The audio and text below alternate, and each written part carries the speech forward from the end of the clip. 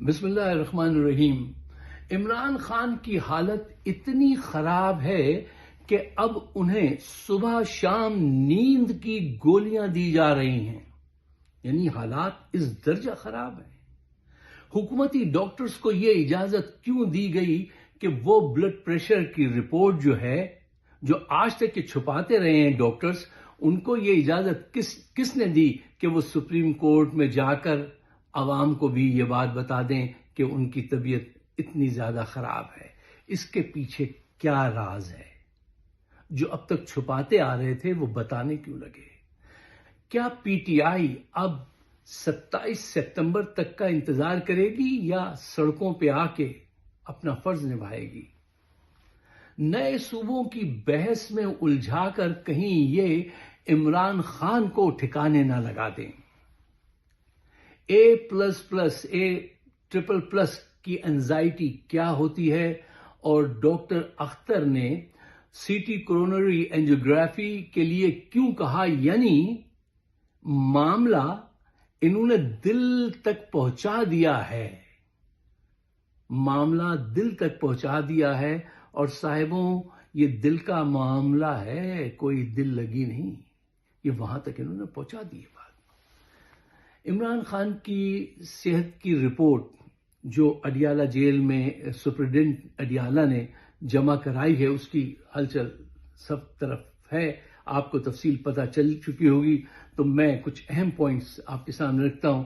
دیکھو، blood pressure ایک common بیماری ہے، most of the people they have some time in their life, ہو جاتی ہے، اس کو کنٹرول بھی کیا جاتا ہے۔ لیکن یہاں جو عمران خان کے ساتھ جو ہو رہا ہے وہ بڑا یونیک ہے۔ شک ہے کہ یہ ان کو بہت ہی سلو پروسیس میں زہر دے رہے ہیں، اور شک کی بنیاد بھی سامنے آتی ہے، نظر آتی ہیں۔ اس میں بہت ساری چیزیں ہو سکتی ہیں۔ دیکھو، صحت میں جو جان کے غفلت برتی جا رہی ہے وہ بھی ایک فیکٹر ہو سکتا ہے۔ سولیٹری کنفائنمنٹ جو ہوتا ہے وہ بھی ڈپریشن کو اور ان چیزوں کو بہت بڑھو دیتا ہے۔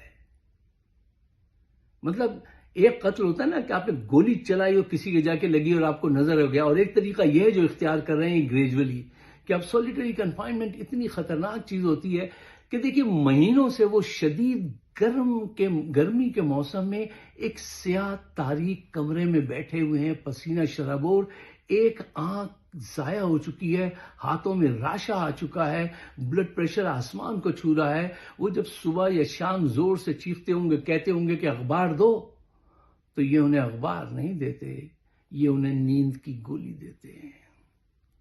آپ کسی دن خود کو کسی ایک کمرے میں ایک دن کے لیے سیاہ کر کے اس میں بیٹھ جائیے تو آپ کو اندازہ ہوگا۔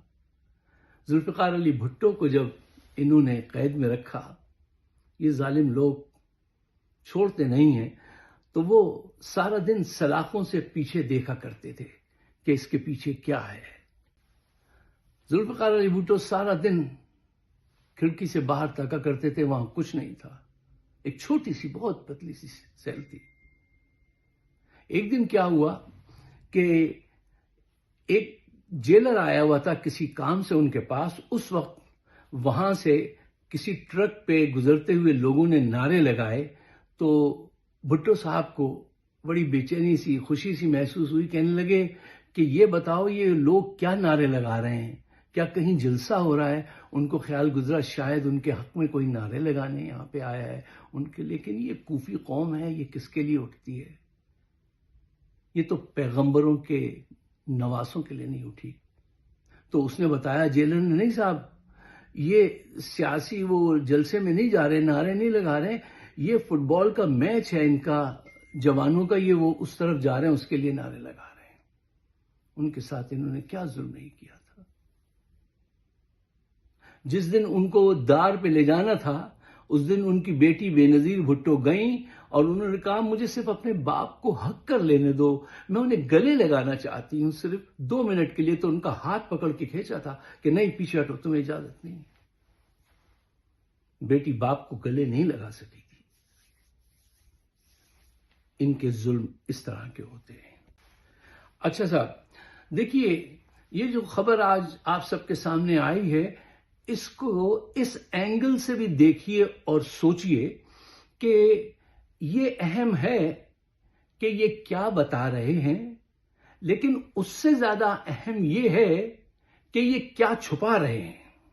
ہمیں اس گہرائی میں اترنا چاہیے، اس طرف جا کے دیکھنا چاہیے کہ یہ کیا چھپا رہے ہیں۔ اب دیکھو، یہ بات سوچنے کے لائق ہے کہ وہ ڈاکٹرز جو آج تک حکومتی ڈاکٹرز جو ہر بات چھپا رہے تھے، ان کو کس نے اجازت دی کہ وہ یہ بات جا کے بتا دیں؟ یہ جان بوجھ کر یہ بات بتائی گئی ہے۔ کیوں جان بوجھ کر یہ بات کیوں بتائی گئی ہے؟ کیا مقصد ہے؟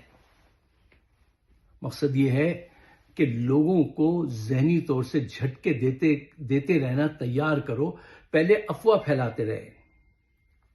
یہ بھی سب ٹیکنیکس ہوتی ہیں، ٹھیک ہے نا، کہ وہ نہیں رہے دنیا میں، ٹھیک ہے۔ اب روز آپ ایک کہانی سنتے رہتے ہیں نا، تو وہ پھر آدمی اس کی اہمیت جو ہے وہ خبر کی اہمیت کھو جاتی ہے۔ تو یہ جھٹکے لگا رہے ہیں کہ جاؤ یہ خبر جا کے بتا دو کہ ان کا بلڈ پریشر جو ہے وہ اتنا آگے آ گیا ہے کہ ان کو اب نیند کی گولیاں لینی پڑتی ہیں۔ اب اس کے بعد جب حالات مزید خراب ہوں گے تو پھر اس سے بڑی کوئی خبر یہ آپ کے سامنے لائیں گے۔ تو یہ قسطوں میں قتل کرنے کی واردات ڈالی جا رہی ہے۔ اچھا صاحب، دیکھیے یہ بات تو آپ نے پڑھ لی، سن لی نا، کہ صبح اور شام دونوں وقت نیند کی گولیاں دی جا رہی ہیں۔ یعنی حالت کتنی خراب ہوگی، کس قدر خراب ہوگی کہ یہ صبح شام گولیاں دی جا رہی ہیں۔ اور یہ کون جانتا ہے کہ ان گولیوں کے ساتھ اور کیا کچھ دیا جا رہا ہوگا؟ ہم یہ شک کیوں نہ کریں؟ اس کی بنیاد کیا ہے؟ ریشنلی سوچیے آپ۔ دیکھیے وجہ یہ ہے کہ آدمی سسپیشس ہوتا ہے جب آپ عمران کے ڈاکٹرز کو اس سے ملاقات کرنے کی اجازت نہیں دیتے، کہتے ہیں نہیں تمہارا ڈاکٹرز نہیں دیکھ سکتا، وہ بلڈ رپورٹ نہیں پڑھ سکتا، ہمارا ڈاکٹر ہی دیکھے گا، اس کے گھر والے اس کی صورت نہیں دیکھ سکتے، اس کی حالت نہیں دیکھ سکتے۔ یہ سب کس لیے ہے؟ یہ سب چیزیں دیکھ کے بھی عقل نہیں آئے گی کیا قوم کو؟ کہ وہ کہتے ہیں ان کا ڈاکٹر آ کے نہیں دیکھ سکتا، وہ شخص علاج کو ترس رہا ہے جس نے اس قوم کو 3 ہاسپٹلز بنا کے دی ہیں، آج بھی جہاں پہ علاج ہو رہا ہے وہ شخص دوا کو ترسے۔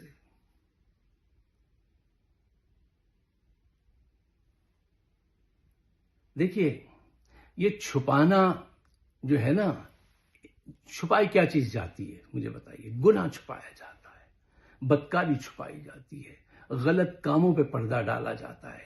اور یہ جو اس طرح سے سوچتے ہیں، فوجی جرنیلی دماغ جو ہوتا ہے، وہ چھپانا ان کی لائن آف ڈیفنس ہوتی ہے ان کی، کہ یہ چھپا کے رکھو، یہ نہ بتاؤ، یہ چھپا کے رکھو۔ یہ اس پہ عمل کر رہے ہیں اور قوم سو رہی ہے۔ یار میں بہت شرمندہ ہوں، اس قوم کا حصہ ہوں اور شرمندہ ہوں کہ یہ کسی کے لیے نہیں اٹھتے، کسی صورت نہیں اٹھتے۔ اور ان میں ایسے لوگ آ جاتے ہیں جو ان حالات میں بھی کہتے ہیں کہ نہیں صاحب وہ تو مناسب نہیں ہے کہ لوگ باہر جائیں اور مارے جائیں، انقلاب ایسے ہی آ جائے گا، حالات ایسے ہی بدل جائیں گے۔